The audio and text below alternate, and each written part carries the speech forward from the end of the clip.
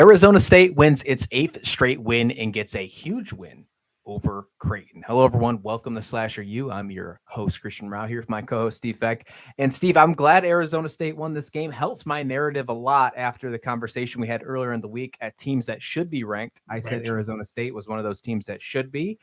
We talked about it before the Creighton matchup, and they won this one against a tough Creighton team, although struggling, although now 6-5 Creighton. This is a team that many think can still be a Final Four contending team.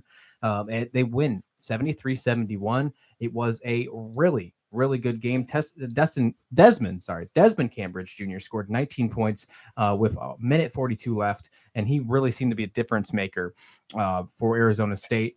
And for Creighton, it was just a tough way to end it. A three-pointer shot didn't go down when they tried to take the lead by Ryan Nembhard, and the victory heads over to Arizona State. And I think we are going to finally start seeing, we saw it with Virginia Tech this week. They're getting the respect they deserve in the rankings.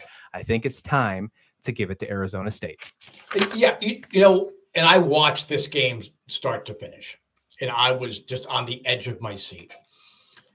But as I'm watching this game, I could see why people are doubting Arizona State's 9-1 start. Their shot selection is questionable at times. They seem to be getting into foul trouble on a regular basis, and that eventually could burn them as you go down there. Hand to God, I'm not exaggerating. I swear to God, I thought Bobby Hurley was going to cry. On one play, he had sketched it all out, and then they came out at the timeout, and they didn't do any. I guarantee you, they didn't do anything close to what he wanted, and they missed the shot. And I've never seen Bobby Hurley that. Even when Duke has lost big games, I never saw him that downhearted as I did in that particular moment. You look at the scoreboard at halftime, and Sun Devils, they're up 35-29. Mm-hmm. Against a team, like you said. I mean, I picked them for the Final Four. I certainly think they're the best team in the Big East, or at least I did. Right. They're struggling right now. Yeah. They've lost 5 in a row. Mm-hmm. But and it did help Arizona State's cause that Creighton couldn't hit a shot. If they had a little Nerf ball and a Nerf basket, they couldn't make any shots, especially in the first half. I mean, they were just brutal. And they were missing like easy layups and open looks on the perimeter. So that helped an awful lot. Hurley sought to bring in athleticism through the transfer portal. When he did that with Frankie Collins from Michigan, who was a top, was a 5-star recruit for Michigan. He's now at Arizona State. Talked about Desmond Cambridge. He came in from Nevada, and he was a men against boys in that conference. I mean, he really played well. And his players are just aggressive, and they force turnovers. And because they're so athletic and they make plays that you don't expect them to, they cause the other team to commit dumb fouls or to commit turnovers and get nervous.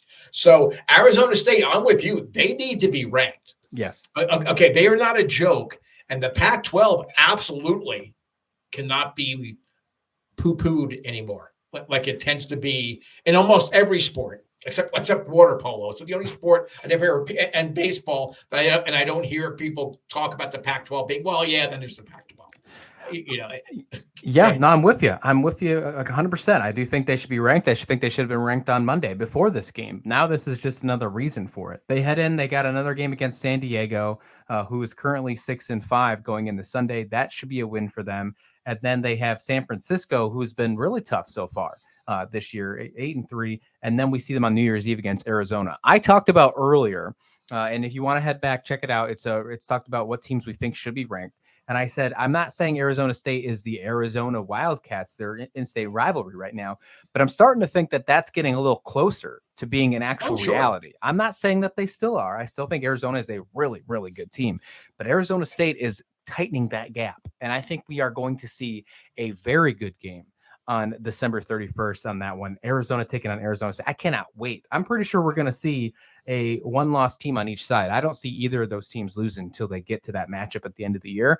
I think that is going to be a big aspect for who really starts the lead. And we're going to have a narrative starting at the beginning of 2023 of who really is the top team in the Pac-12, Steve. Oh, absolutely. No, yeah. I mean, basically, on any given night, you can make an argument for 7 or 8 teams in the Pac-12 that they're the best team in the conference on that particular night. And Arizona is going to have, Arizona State is going to have a bunch of those nights where you can say, look, they look like they're going to be the most dangerous team in the Pac-12. I don't know if they'll ever be the best, not yet. This group it still needs to gel, and they've had some good recruiting classes there. I want to get back to that game-ending 3-point play that you talked about, because I think it says a lot about why Creighton is struggling. So I have said multiple times, we've talked about Creighton a whole bunch of times, that Baylor Shireman is the key to Creighton making a deep run in the NCAAs. Agreed. Okay. He has looked during this bad stretch, and in some of the big, invitational tournament games that they've played in, he's looked really tentative. And on that inbound play, it was designed to get the ball to Shireman, and he chose. And watching that game, I'm like, oh, it's over, because he had the look. He dished it off. And Nembhard had to take it, kind of rush his shot, and it bounced, off to the left there, off the left part of the rim there. So, so really, Shireman, and he was kind of called out by McDermott. He was kind of called out, saying, well, he had the look. He did. So I think there's going to be some talk, certainly in practice, about, look, this is why we brought you in, to make these kind of shots. You can't be tentative.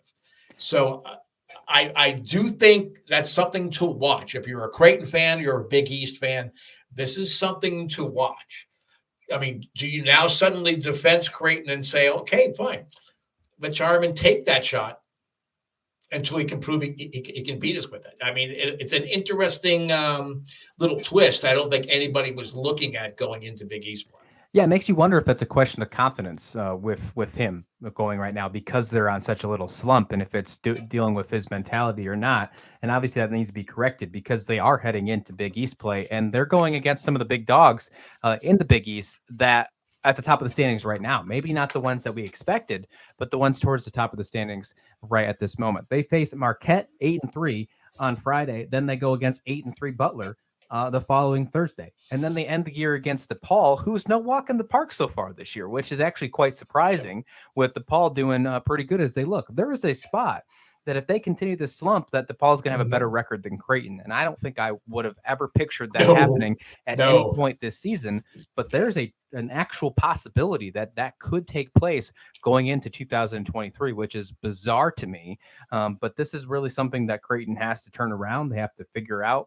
And I don't know if it is a confidence thing. I don't know, whatever it is, but it needs to get adjusted, and it needs to get fixed by the time they face Marquette on Friday night on Fox Sports 1 at 8:30 Eastern, Steve. Yeah, and we were just talking about Marquette in one of our previous. Right. They are a very good team too. Picks.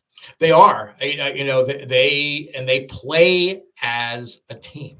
They are a unit. They know where each other is going to be, so they know almost 2 plays ahead where their teammate's going to be in that particular situation, looking at the matchups. I mean, Marquette's playing some terrific basketball. I mean, what they did to Notre Dame, that was a clinic. That was an absolute clinic.